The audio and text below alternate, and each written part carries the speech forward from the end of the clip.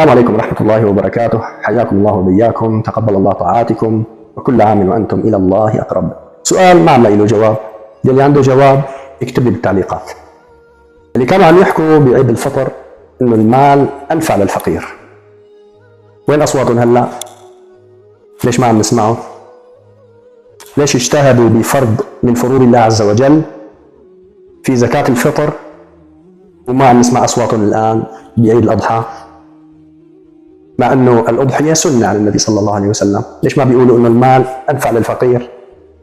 لاحقين الفقير على كيلو برغل وكيلو عدس وكيلو رز وكيلو حمص وكيلو فاصولية، وتاركين اللحمة اللي ممكن تجي تعطيه لحمة ما عنده زيت يقليها أو حتى غاز أو حتى مي لحتى يسلقها. وين أصواتكم؟ ليش سكتوا هلا؟ عفوا، يمكن هلا فيه وجاهة وفيه بروزة ووجهنة، فيه لحم، مضروب لحم يا شيخ. طول السنة بنقول إنه الفقير ما عم يلاقي ياكل، نجي على زكاة الفطر نجتهد في فرض من فروض الله عز وجل ونترك السنة. بعيد الأضحى ما نسمع لكم حس ولا كلام ولا صوت. تيجي هلا اتروليا عم توزع مساعدات كراتين صغيرة من برغل وعدس وحمص ورز وفاصوليا وغيره، رح نلاقي الغني واقف قبل الفقير لحتى ياخذ هاي المساعدات.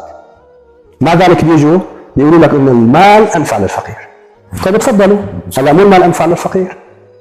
ليش لحتى تروح الناس على الحج؟ مو المال انفع للفقير؟ لشو الأضحية؟ مو المال انفع للفقير؟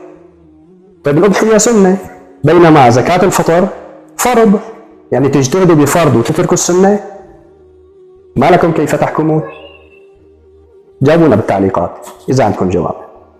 السلام عليكم.